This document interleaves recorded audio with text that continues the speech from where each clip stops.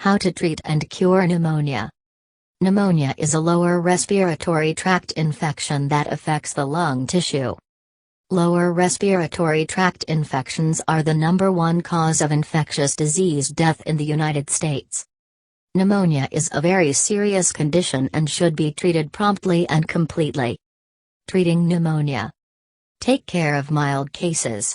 If you have a mild case of pneumonia, you will be treated as an outpatient. If the patient is a child, she may be admitted to the hospital if the doctor thinks it may get worse. Your doctor will start you on an antibiotic regimen. Your doctor will also suggest rest and increased sleep in order to get better as quickly as possible. Even in mild cases, you should not go to school or work until your doctor says you can. Total recovery is generally 7 to 10 days. Some types of pneumonia are highly contagious, while others are only passed to others under optimal conditions. When you are diagnosed, ask your doctor about how contagious your particular pneumonia is, and for how long you will be considered contagious. You should see a significant improvement in your symptoms within 48 hours of treatment. This means you should no longer have a fever and have an overall increase in strength. There is no need for special care when cleaning up after a patient with pneumonia. The germs that cause it are not viable on inanimate objects for any substantial time frame and will be removed with normal washing. Deal with moderate cases. Moderate cases of pneumonia are those with significant respiratory compromise and require supplemental oxygen to keep their oxygen saturation up. These patients will also have fever and overall sickly appearance. If this is how your pneumonia manifests, you will likely be admitted to inpatient wards to receive intravenous antibiotics. The kind of antibiotics you get will not change, they will just be in form in order to get the drugs into your system faster. You will be changed to oral antibiotics as your fever breaks and you become responsive to therapy. This typically takes no more than 48 hours. The treatment from here follows the same for mild cases, because the case has transitioned from moderate to mild.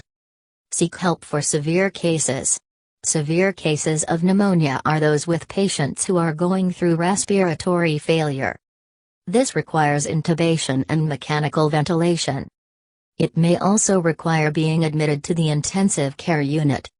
Like with moderate cases, 4 antibiotics are required. These cases often require vasopressor support with pressors, medications which raise your blood pressure, to counter the effects of septic shock. While in the hospital, you will need supportive care to improve your general health while the medications do their work. Once you improve, you will follow the care for moderate and then mild cases as you get better. The length of your hospital stay will depend on the severity of the damage to your lungs and how bad your case of pneumonia was. Your doctor may utilize bilevel positive airway pressure, BiPAP, in select patients to prevent intubation and traditional mechanical ventilation. BiPAP is a non-invasive way to deliver pressurized air to a patient, often used to treat sleep apnea. Take the right antibiotics. There are a few different antibiotics that you can take if you get pneumonia. Your doctor will determine which kind of pathogen caused your pneumonia, which will then determine which medicine you take. For the most common forms of pneumonia, antibiotics such as Zithromax or doxycycline are combined with amoxicillin, augmentin, ampicillin, cefaclor, or cefotaxime. The dosage will depend on the age and severity of your case, as well as your allergies and the culture results. Your doctor may prescribe the less common but effective single antibiotic therapy route, which is a respiratory quinolone such as Levaquin or Avlox for adults. Quinolones not indicated for pediatric populations. In moderate cases and mild cases on the verge of hospitalization, your doctor may give you a Rosefin 4 followed with the oral regimen.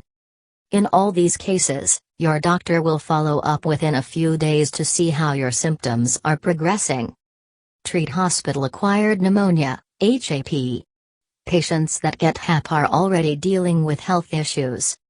This makes their treatment a little different than community-acquired pneumonia, CAP, though these methods may be used in rare and severe cases of CAP. CAP can be caused by many different types of pathogens, so your doctor will determine which kind you have and then administer the antibiotics according to the pathogen infecting your. The common treatments are: for Klebsiella and E. coli, 4 antibiotics such as quinolone, ceftazidime, or ceftriaxone. For Pseudomonas, 4 antibiotics and imipenem, piperacillin, or cefepime. For Staph aureus or MRSA, 4 antibiotics such as vancomycin. For fungal pneumonias, 4 antibiotics such as amphotericin B or diflucan 4. For vancomycin-resistant enterococcus, 4 antibiotics of ceftriaxone. Preventing pneumonia. Take the flu shot. Pneumonia can be caused when influenza is contracted and becomes advanced. Because of this, it is recommended that you get the flu shot every year. Since this helps fight against the flu, it will help fight against pneumonia as well. The flu shot can be taken by anyone over the age of 6 months. There is a special vaccine that can be taken by children younger than 2 and also one for those 2 to 5 years old who are at increased risk of pneumonia. Children who go to communal daycare should also get the vaccine. There is also a vaccine for those without spleens, over the age of 65, with lung disease such as asthma and COPD, and with sickle cell anemia. Wash your hands often. If you want to avoid getting pneumonia, you need to avoid coming into contact with the viruses and germs that cause it. You can do this through proper hand washing.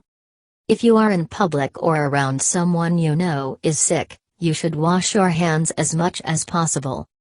Also avoid putting your unclean hands near your face in order to prevent the spread of unwashed germs from your hands to your system.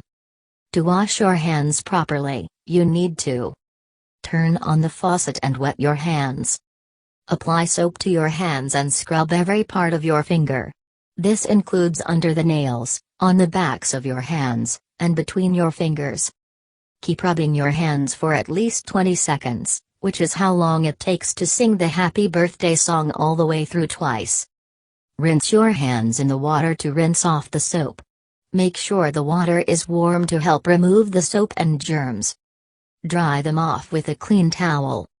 Take care of yourself. A great way to prevent contracting pneumonia is to be in the best overall health you can be. This means you need to stay in shape physically and mentally. Try to exercise every day, eat a healthy and well-balanced diet, and get enough sleep. These things all benefit your health and will keep your immune system in the best shape it can be, which will help you stay as healthy as possible. Many people think they can skimp off sleep and still be healthy.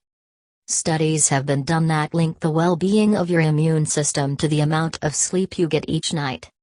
The more high-quality sleep, which is uninterrupted sleep in a sleep-conducive environment, you get a night, the healthier your immune system will be.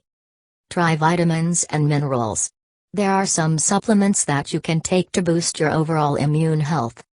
One of the best to help pneumonia is vitamin C. Take between 1,000 to 2,000 milligrams every day. You can get this from citrus fruit, citrus juice, broccoli, watermelon, cantaloupe, and many other fruits and vegetables. Zinc is helpful if you feel like you are getting a cold, which can turn into pneumonia. At the first sign of symptoms, take 150 milligrams of zinc 3 times a day. Understanding community-acquired pneumonia. Learn the types. Pneumonia is divided into 2 broad types that are caused by different things and are treated differently: community-acquired pneumonias, CAP, and hospital-acquired pneumonia, HAP, which will be discussed later. CAP consists pneumonia caused by typical bacteria, atypical bacteria, and respiratory viruses. CAP is the kind of pneumonia most people contract in their daily lives. CAP is more dangerous in the elderly, the very young, and those with a compromised immune system, such as those with diabetes, with HIV, on chemotherapy, and taking steroid medications. CAP can range from a mild case treated at home to a case with acute respiratory failure and death. Recognize the symptoms of pneumonia. The symptoms of pneumonia can vary from mild to severe, depending on the type of germ causing the pneumonia and how badly the patient is infected. If you notice any of these symptoms, see your doctor immediately to get treated. The longer you wait, the worse you can get. Symptoms of CAP include a productive cough, mucus with a thick texture, which may be green, yellow, or red tinged, severe chest pain when a deep breath is taken, fever greater than 100.4 degrees Fahrenheit, 38 degrees Celsius, but often 101 to 102 degrees Fahrenheit, 38.3 to 38.9 degrees Celsius. Chills or involuntary shaking. Shortness of breath, which can be mild to severe. Rapid breathing, which is more common in child cases. Drop in oxygen saturation in the lungs. Diagnose CAP. When you see your doctor, they will check for all the common symptoms. In addition to this, he or she will also take a chest radiograph, which will show how your lungs are affected. If your doctor see an area of white patchy consolidation on a lobe of the lung, which should usually be black, you likely have pneumonia. There may be a parapneumonic effusion, or collection of fluid, adjacent to the area of infection. Blood tests are not typically needed in mild cases of pneumonia. However, if your case is more advanced, your doctor may take labs such as a complete blood count, a basic metabolic panel, a mucus specimen, and cultures. Seek immediate medical attention. There are certain circumstances in which you may need to see immediate medical care. Even if you have been treated, you should seek immediate medical help if your symptoms get worse. Get to a doctor or emergency room as soon as possible if you become confused about time, people or places. Your nausea and vomiting prevent you from keeping down oral antibiotics. Your blood pressure drops. Your breathing is rapid. You need breathing assistance. Your temperature is higher than 102 degrees Fahrenheit, 38.9 degrees Celsius. Your temperature is below normal. Understanding hospital-acquired pneumonia. Know about hospital-acquired pneumonia, HAP. HAP occurs in patients who contract pneumonia while hospitalized. HAP refers to pneumonia that patients acquire while in the hospital. This strain is typically very severe and is accompanied by high death rates. It accounts for up to 2% of all rehospitalizations. It happens to all kinds of hospital patients, from those who are getting surgery to those who had a fall to those already with a serious infection. Hospital-acquired pneumonia can lead to sepsis and multi-organ failure, and death. The symptoms of hospital-acquired pneumonia are the same, since they are both types of the same disease. Recognize the risks of hospital-acquired pneumonia. Community-acquired pneumonia is spread through the transmission of common pathogens. Hospital-acquired pneumonia, however, is spread within a hospital. There are some patients that are more at risk than others based on their condition, though anyone in a hospital can contract HAP. These risk factors include being in the ICU, being on a mechanical ventilation for 48 hours or more, staying at the hospital or ICU for an extended time, those with severe issues with their underlying issues when they were originally hospitalized, those with heart failure, renal failure, liver failure, COPD, and diabetes. Learn the causes of hospital-acquired pneumonia. Hospital-acquired pneumonia can occur through complications after surgery, such as a post-surgery collapsed lung or from not taking enough deep breaths due to pain. It can also occur due to poor hygiene from the medical staff at the hospital, especially while caring for patients with central lines, those on ventilator care, and those having a breathing tube placed or replaced. Avoid hospital-acquired pneumonia. HAP can be avoided through excellent hygiene amongst healthcare providers, meticulous ventilator care, and post-operative use of incentive spirometers, which are devices that encourage deep breathing among post-surgical patients. It can also be avoided if a person gets out of bed faster after surgery and if any intubations are removed as soon as possible.